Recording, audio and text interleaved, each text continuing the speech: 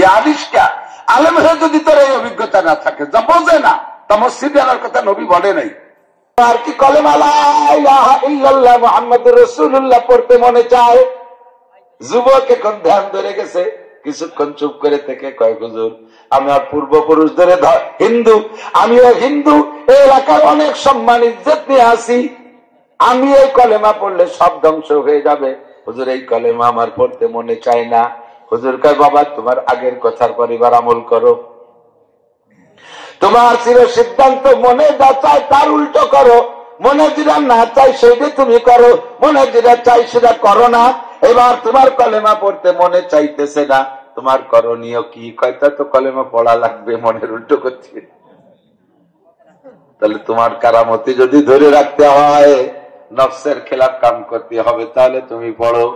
যুবক সঙ্গে সঙ্গে পড়ে বেড়াইছে লা ইলাহা ইল্লাল্লাহ মুহাম্মাদুর রাসূলুল্লাহ, ইসলাম গ্রহণ করেছে।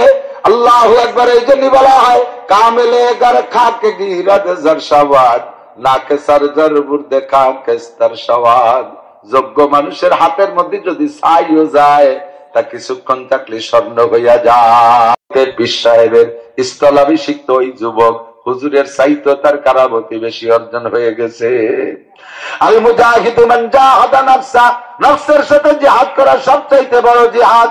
নফসের কন্ট্রোল করতে পারলে আপনি সব ভালো কাম করতে পারবেন, আর নফসের যতক্ষণ কন্ট্রোল করতে না পারবেন, কোনদিনও ভালো কাজ করা সম্ভব না।